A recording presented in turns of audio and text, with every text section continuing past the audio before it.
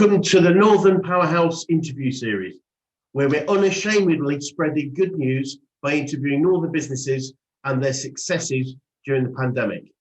Subscribe to be notified of new interviews or click the link in the description to take part if you'd like to be interviewed yourself in a future episode.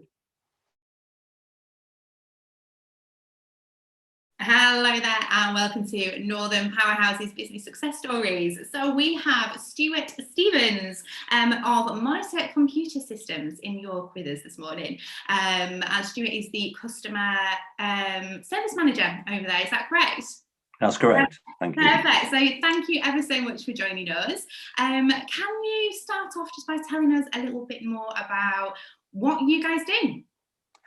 We are essentially a software house and we develop a product called Sentinel. And Sentinel's job is to live in locations where people want to monitor things. So they might want to monitor alarm systems or CCTV systems or people, lone workers, vehicles, and a variety of other devices and objects around the world. And they'll present alarms to operators in that location for them to deal with. That operator might be a human being, so they might receive an alarm that says, for example, we've had an intruder alarm. They'll ring various people, key holders, might ring the site, ring the emergency services, or you could even use our Sentinel AH or automated alarm handler product, which would do it all automatically for you. And we'll ring people up and speak and email and send text messages to tell them that the alarm is going off. We've got lots of other ancillary products that work around all of that. Our core business is in the UK, but we have installations around Europe and America. Wow. How long have you guys been going, Stuart? For over 30 years now. It was started out by a gentleman called Michael Askew, who probably won't mind me saying that at the time he was a school teacher.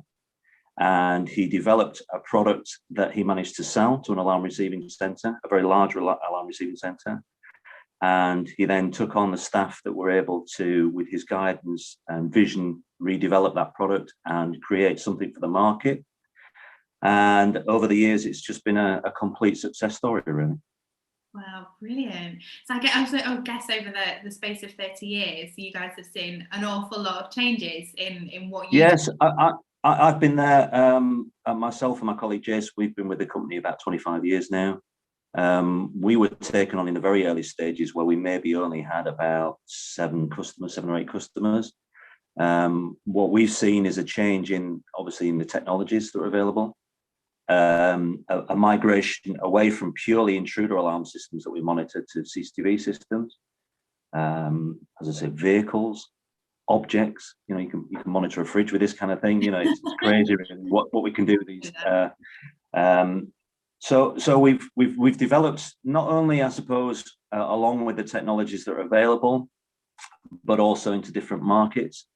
You'll find our software historically has been in hospitals. It's a big part of the CCTV market now. So anybody in previously where they had maybe perhaps an intruder alarm system and they just wanted to monitor whether somebody put a door through or broken into a premises or there was a fire detector gone off. Nowadays, with the technology available, you can confirm what you're seeing on screen with a CCTV system. So it doesn't necessarily just need to be an entry on a screen that says, oh, there's an intruder alarm being activated. You can then go live on a camera system, have a look at what's happening real time, look at historical footage, look at what's happened before the incident, and build a picture which gives our customers confidence that they can present a service to their customers to say, we're looking after your property, we're looking after your vehicles, we're looking after your business, and provide an excellent service with a product that's constantly changing. So we're constantly evolving our products to meet the needs of the market. Brilliant. So how has the last year and the events of the last year affected you guys? Well, I suppose it's worth understanding a little bit of the background of the industry. We obviously, our customers have to work in a robust environment. They're working 24 hours a day, every day of the year, and they have to be monitoring, using our software, they have to be monitoring these objects, these properties, these people. all the time.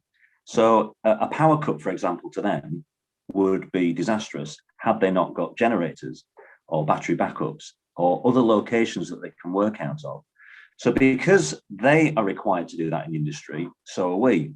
Mhm. So we already have a location where we have everything that we use on a day-to-day basis duplicated. And we have various technologies in place that allow us to move away from the office if we need to. We can operate completely independent of our office.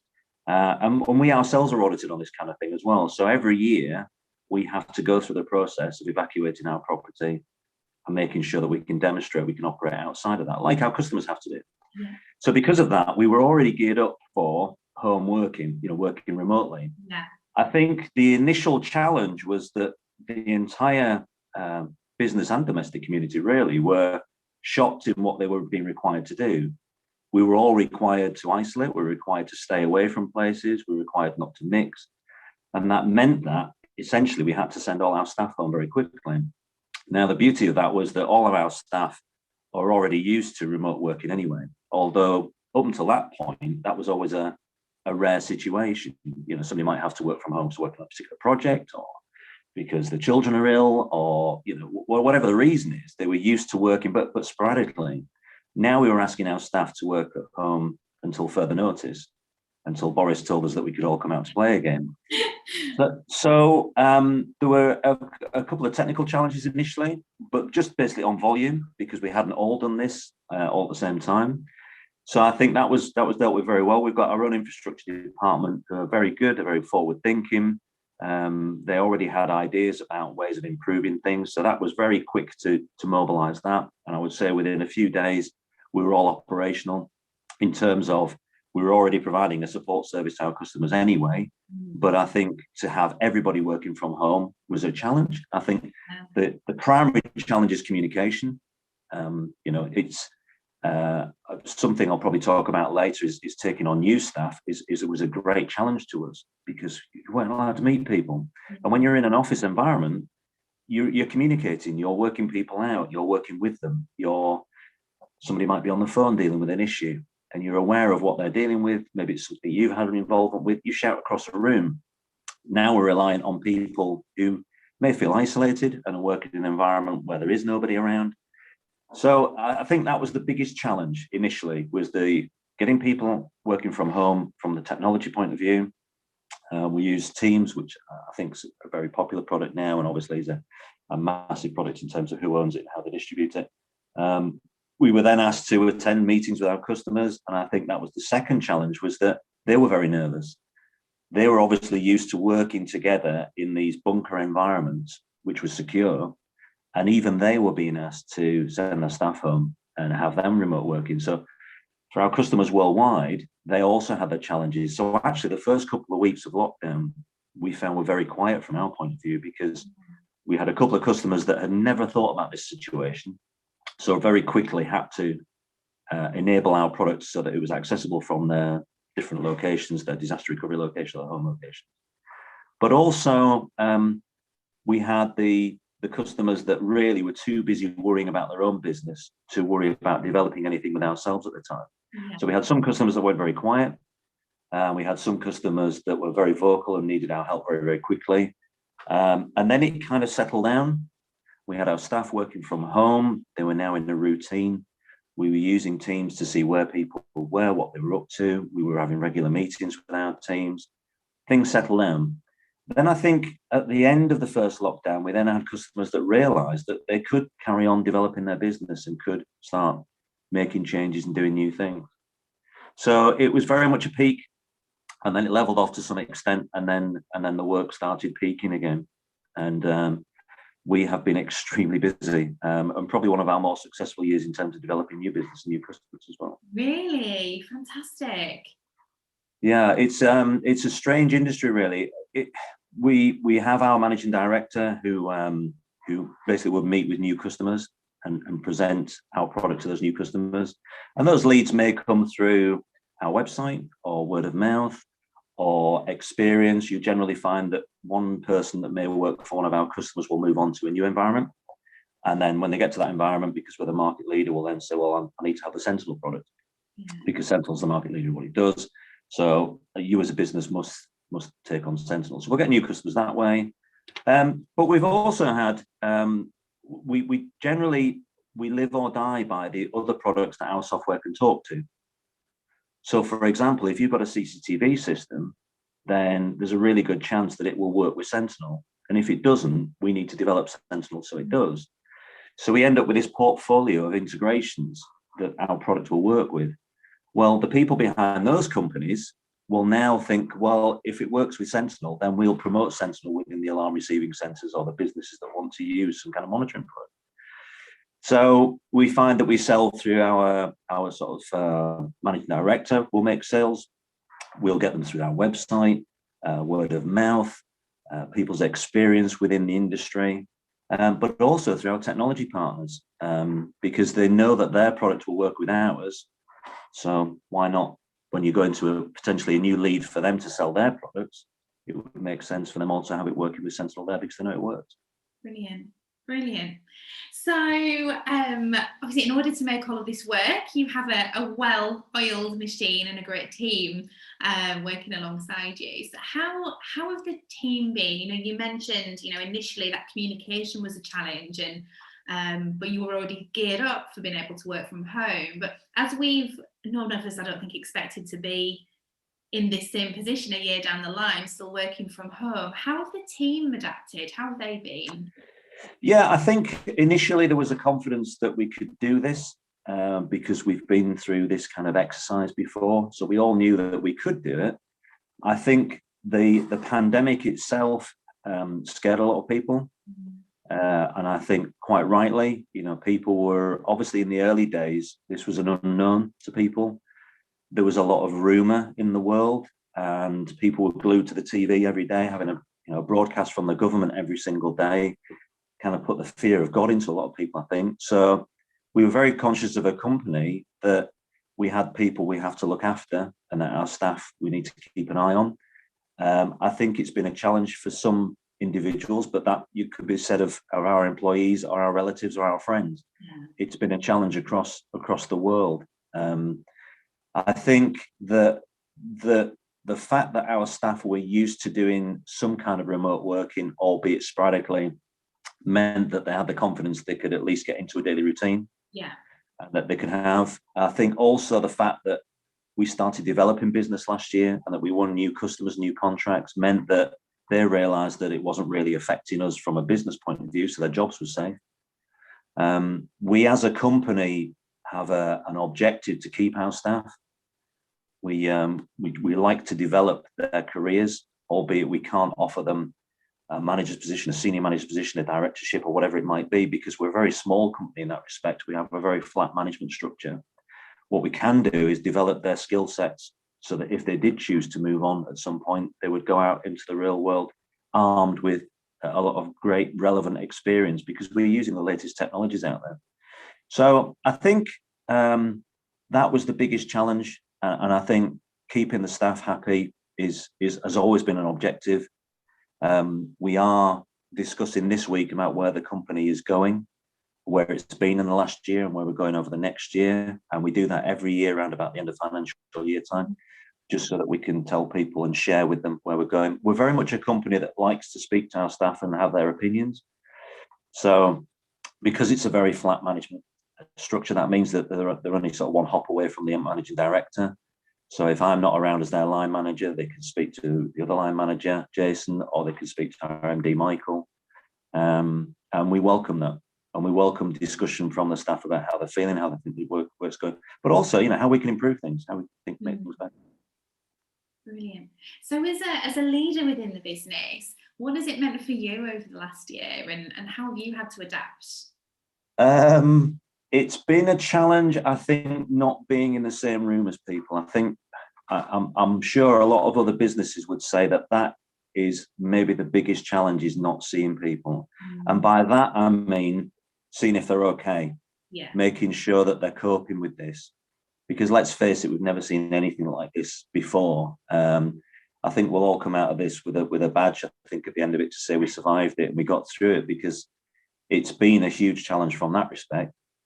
I think from my perspective, I'm just happy that everybody's safe.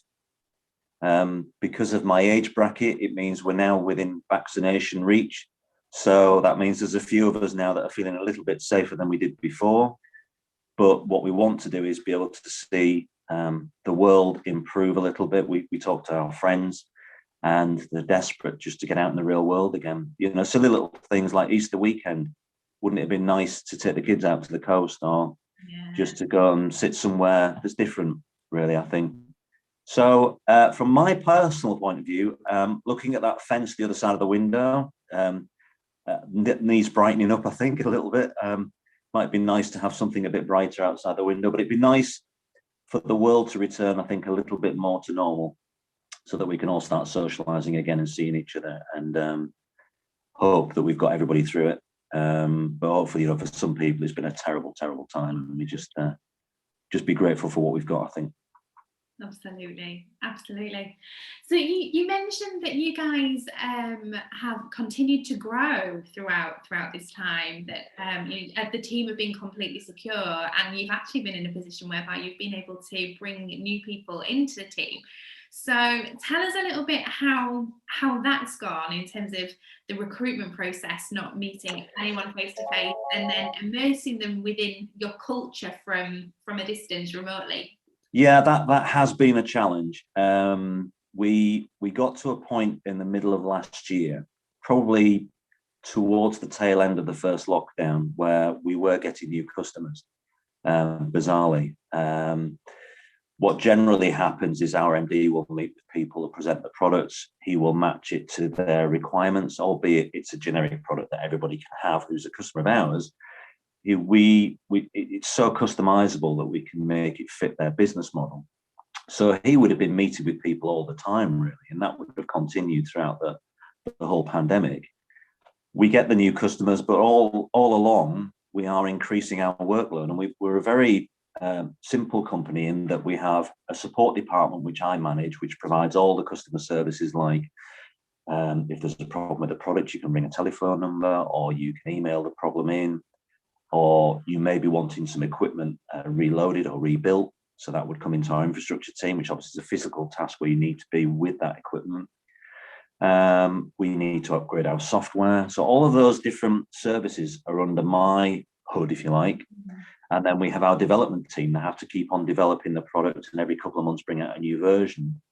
So what was happening was, the more customers we get, that's more people ringing with problems or requirements to change the product to do what they want to do. That's more changes to our software for our development team. So inevitably that led to us needing more staff.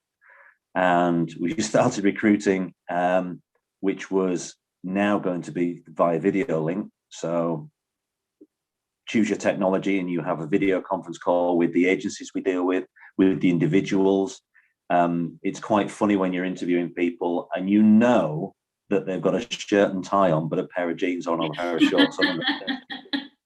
And it's quite a quandary for people attending interviews that way, because they really don't know. They really don't know how to approach the whole process. Yeah. So I think it's always a case of just calming people initially and asking them what's expected of them very early on. We generally have a 3-phase interview process because we want to keep people. So therefore, when we do interview them, it's got to be right. So that first video call maybe only lasts for an hour and a half. But in that hour and a half, you've really got to try and judge that person to see if they've got a chance. It's okay coming up with a CV with relevant skills, otherwise they wouldn't even be on the call. But it's another thing to see if there's somebody that's going to fit into that team. So I've personally always employed on a 50-50 basis. 50% is the skills that we need and experience, and 50% is the personality. So we did the first interview, and then inevitably we have to meet people. Now, we were quite lucky at that point in that you were allowed to travel. And because of the industry, we were allowed to move around if we needed to. So we would then meet somebody for the second phase, which was to do either a half a day or a day's on site, just going through the job. This is what we do on a day-to-day basis. What's your experience? What have you done? Demonstrate it to me. And then the final stage is a third stage, is a video interview with the managing director and the development director as well.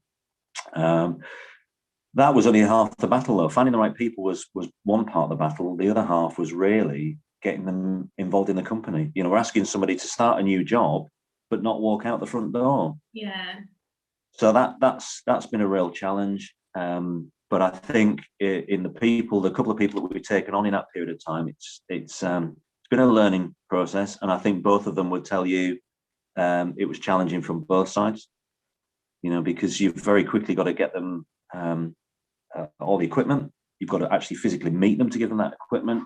So what was happening is one person would go in the office, completely isolated, would build that equipment, leave it all out for them, sanitize, leave. The new person comes in. We've got to get them access to the offices in the building, which is various key cards and passwords and all sorts of things. So it has been a challenge, but I think we've learned as we've gone along. We've improved the process. We've got a chap who's been with us now. I think he's in his third week now with us, and he's doing really well. And I think in the people that we have taken on during lockdown, we've made some really good choices as well. So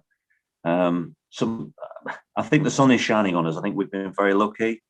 But to be able to offer people a job and to expand in this time, we are extremely lucky. So it's a credit to you guys and the team and the work that you've done. I mean, how going into any new role, and once you're immersed into a team, those relationships that you build, can be so important. How have you managed to integrate the new guys into the team? And yeah, the interesting thing about that is that Teams has an audit trail, so you can see the integrations occurring. Brilliant. So that's been a big use. It's a product that I suppose, like a lot of products in a similar ilk, really, they allow you to watch conversations develop. Obviously, as a day, any working day, we have a set number of things we want to achieve, but we also have to make sure as managers that we're keeping an eye on all the key areas and making sure we're getting the right resources in the right places, which is a posh way of saying we want to make sure people are doing the job properly. And it's quite interesting watching the conversations that go on Teams. And sometimes it's just nice just to dip in there and give somebody a bit of guidance. So I think the way their relationships are developed has been either via Teams or just picking the phone up. And the beauty of it is we implemented a new phone system right in the middle of all of this because we had to, really. And the phone is always in the corner of everybody's house. It's always there if you want to pick it up. I do think that all the people, not just the new people, but I think everybody's putting more time and effort into everything. And I think they're working a lot harder, not just because the workload's increased last year, but simply because I suppose it's wrong to say they've got nothing better to do. But when the office is there and you're having your meals there, it's very easy now and again to come back over here and just finish something off and do it. So I think everybody's put a huge amount of effort into making this a success and making it work. And the new guys, coming back to the original point, have been able to take part in that and have enveloped it. I mean, I'm seeing emails from guys that should have gone home an hour or 2 hours ago on an evening. So I know that they're all putting the effort in and they're really, really, thinking on the right lines and developing in the right way. So I'm really pleased, and I wouldn't wish it on anybody to take new staff on in this environment because it's very difficult and challenging. But we've been lucky, very lucky. We've got the right people in. Brilliant. Of the adjustments and the adaptations and things that you guys have had to make over the last year, what do you think that you'll keep on doing? What changes have you made that you'll make? Well, do you need an office anymore was one of the first questions that we asked. It would be quite interesting. I have very little involvement in the estate agent industry, but I think that a lot of businesses, even when I just talked to my neighbours who are clearly working from home as well, I think it will be a permanent change in a lot of parts of the industry. If you've been able to work from home now, why not save petrol and have more money in the bank each month and save the planet, if you like, by not having to travel as much. When I first started with the company, I would say within the first 2 or 3 years, I was on a plane 2 or 3 times a month, going out to meet and train people who were taking on our product and implement things. The other beauty these days is that with technology is that you can remotely control most computing equipment, and all we ever have to do these days is specify what's required, and our customers will go out and buy it and plug it in, and then we can get into it remotely. So I think we've now seen where the entire world's gone and realized that you don't have to get on a plane, you don't have to get in a car. And that means that of our staff, we'll probably continue home working. Now, that doesn't mean to say that if somebody would rather come into the office and work full time in the office, which we completely understand why you'd want to do that. To be honest, there are days when I'd like to spend more time in the office because I need to concentrate on something, or there is some equipment there that I need to work on that I can't physically do remotely. So I think there'll always be a need to have an office, but I think not only in our industry, but in many industries around the world, is that people realize they can do an awful lot more from home. So we could effectively downsize, but while the company's growing, and potentially move to a hot desk environment. And that completely changes what we need in the office. Yeah. And, you know, who needs to be paying power bills for lights and heating when, you know, you can work from home. So I think, there's a definite permanent switch there. And I think people will change to working from home and meet less. Although I do see huge benefits in meeting. My team, we sit down, because we've got different sub-teams within my department. One of the teams we sit down with once a month. One of the other teams we sit down with every other week. We then meet with development teams. So that goes on, and we have representatives in that from our department. So the meetings still go on, but I think all that may change is that we'll do them physically rather than remotely, just so that we can catch up with people and make sure that everybody's okay and do that. But I think presumably the businesses that you've spoken to are in the same boat as well, as a lot of them have realised they can survive remotely. Do you know, it's probably one of the most, it's one of the most common things that we hear from people is exactly that, when we're talking about, you know, what adaptations have you made that you'll probably run with moving forward. And it's very much, do we need an office? Do we need an office? Can we continue? We've really embraced this new way of working. And, you know, as much as people, you know, we're all craving that interaction, aren't we? I think having the flexibility, that's definitely the theme of what I'm hearing is, well, maybe we'll work from the office a couple of days a week, and the rest of the week we'll all continue to work remotely. And I think we've demonstrated, haven't we, that we can work from anywhere. We don't need to be chained to an office and a desk 9 to 5, and that we're doing what we need to do and probably more. But, you know, having that sort of element of flexibility for it to fit with popping a load of washing in, or, you know, making the kids lunch, or whatever it may be. But yeah, it's certainly a theme that I'm hearing as well, Stuart, definitely. Yeah, definitely. Yeah, interesting. So tell us, what's the biggest win that you guys have seen over the last year? I would say keeping our staff. There was always a potential for that, and making sure that everybody came through this healthily. Is that even a word, healthily? It was, I think if you go back a year and look at what people's thoughts were, there was a lot of scared people, you know, not just within the business I work within friends and family. And I think just making sure that everybody's come out of this unscathed has been probably the best news that we've had all year, really. Brilliant. And knowing what you know now, so everything that we've all experienced over the course of the last year, and how it's affected you guys and your business, knowing what you know now, is there anything that you would have done differently? I suppose a few years ago, when people were asking if they could work from home, maybe I'd have answered that question slightly differently. I think maybe we would have pushed some of the technologies a bit further along so that we were slightly more prepared for it, albeit we were always prepared for this remote working, just not all of us at the same time, I suppose. We've always been required to demonstrate we can work remotely from the office. So that was already in place. I think maybe slightly more preparation in that area, albeit it would have cost us more money to do those kind of things earlier on. But I think in hindsight's a wonderful thing, but we've managed to mobilize everybody and get the technologies in place very, very quickly. I would say within the first week, by the end of the first week, we were in a rhythm and it was working.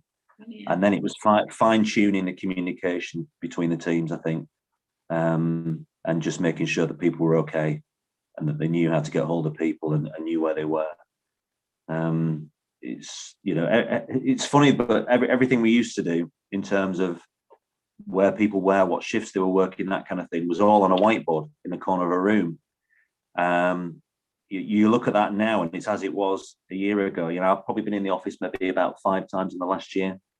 And, you know, we had the diaries still on the board as it was over a year ago. So coming back to your original point, anything I would do differently? No, actually, I think we did it okay. Maybe we should have just adopted some of the technology slightly earlier. But yeah, I think we got away with it because we've probably been preparing for something like this for many, many years, albeit the industry has dictated that we have to. Brilliant. And what does the future look like for you guys? Rosy, really. Rosy, we're increasing the size of the team. We have more customers coming on board. We've got customers that we've just taken on who are bedding the software in. We've got customers that are in contract negotiations at the moment, ready to sign. The worldwide market for us is fantastic. There are opportunities all over simply because you don't have to buy a complete Sentinel system to be able to do alarm monitoring with all the features that we've got. You can actually plug parts of our product into what would be classed as competitors' products. So we'll develop those markets. We'll continue to sell to those. There are huge opportunities in this world for monitoring products like ours. So we'll hopefully cement our place in the UK market and continue to develop around the world. Brilliant. Fantastic. And listen, thank you so much for sharing sort of your story of the last year with us and how you've got on, your learnings and your experiences. We really, really appreciate it. Thank you ever so much. It's been lovely to chat with you. No problem at all. Thank you. Thanks for watching. What was your takeaway from today's interview? Please post it in the comments below and subscribe for all our upcoming videos or click for the next video here.